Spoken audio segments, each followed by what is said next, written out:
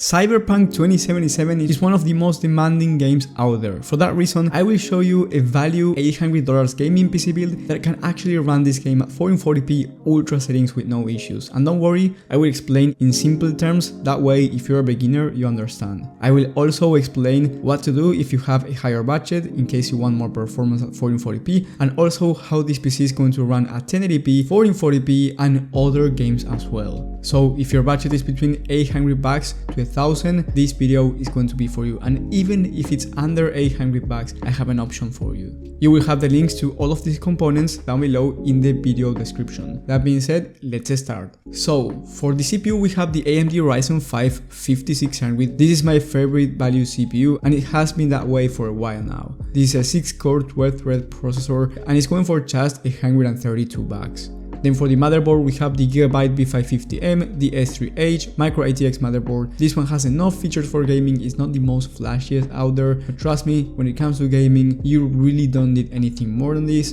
especially if we are working with a tight budget. Then for the memory kit we have the Silicon Power 32 gigs of RAM, 2x16, meaning that it's dual channel, and I always say that 16 gigs of RAM is enough for gaming, and trust me, 16 gigs of RAM is enough, but for a game like Cyberpunk 2077, 32 gigs of RAM is going to be a nice to have. It's not going to increase your FPS by much or anything like that, but the game itself uses a lot of RAM. For that reason, if you want to multitask, having 32 gigs of RAM is better, and not only that, but the game is going to feel smoother. Then for the storage we have the MSI M371 1TB of Gen 3 SSD going for just $33, which is an insane price for a terabyte of SSD. Once again, for gaming there's no difference between Gen 3, Gen 4 or Gen 5 SSDs, so no, even if you buy a faster SSD, you will not notice a difference when it comes to gaming. Then for the graphics card, we have the XFX RX 6700 XT going for $350. With this graphics card, you can run Cyberpunk 2077 at 1080p ultra settings, 90 plus FPS on average, and at 1440p ultra settings once again, you can run it at above 50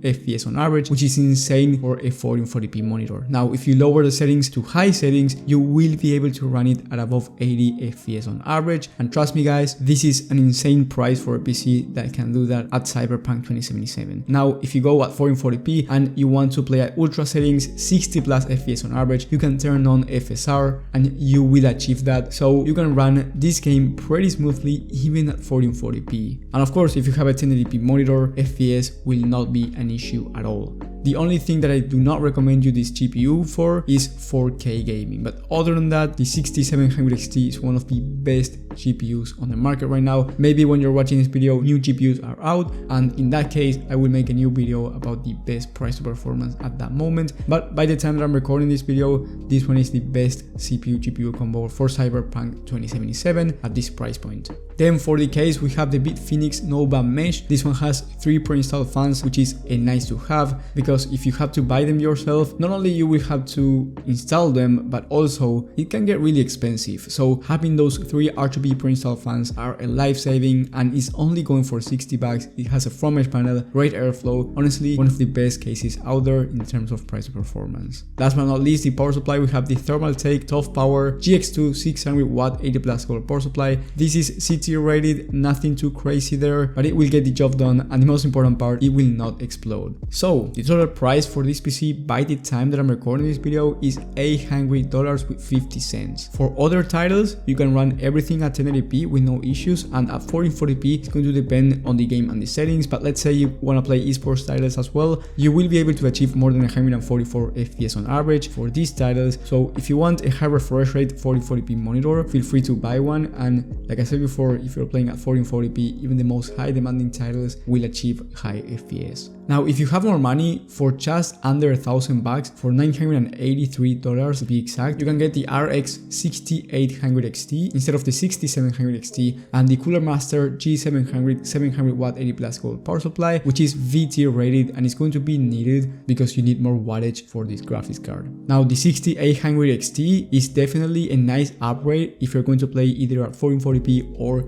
you want to start playing at 4K. With this graphics card, Cyberpunk 2077 at 1440p will be more more enjoyable than the last one, but it's also more expensive. And for 4K is not the flashiest, so don't expect to run 4K ultra settings 80 plus FPS on average, but you can expect a nice 60 plus FPS 4K resolution, which is really good if you ask me for just under $1,000. Another thing you can do is go with the RM 750 watt 80 plus volt power supply instead of this 700 watt, and not because of the wattage difference, but because the Corsair one is A tier rated and this one is B tier rated. Just note that the Corsair one is $20 more expensive, and don't worry, you will have that alternative in the video description, so you don't have to worry about searching it yourself or anything like that. Then, if you have less money, I recommend you going with the RX 6650 XT instead of the 6700 XT, and the total price for the system will be $730. I do recommend you doing this downgrade if you have less money, and especially if you're going to play at 1080p. But just so you know, at 1440p, this 6650 XT with FSR on, you can run 1440p ultra settings 60 plus FPS on average. And at 1080p, you will be able to achieve around 60 plus FPS on average without FSR on ultra settings, by the way. So still a really solid GPU for the price, and if you want to spend even less, you can go with the i3-12100F for the CPU, which is an amazing budget CPU, but you will have all of that in the video description. I wouldn't recommend you doing any more downgrades than this, especially for Cyberpunk 2077. Now, if you want a Prebuilt PC for this game, you are either going to be getting less performance for the price, or you will have to spend a bit extra if you want the same performance. But anyway, if you really don't want to build it yourself, you will have Prebuilt PCs in the description for Cyberpunk 2077, and if you want Prebuilt PCs overall, you can watch my video about the best Prebuilt PCs of the month. Trust me, that video is really good, especially if you don't want to build it yourself. You can watch it in the top right of the screen, and if you have any questions about these PCs, let me know in the comment section. I will try to reply as fast as possible. Thank you guys for watching, thank you for the support, and I will see you on the next one.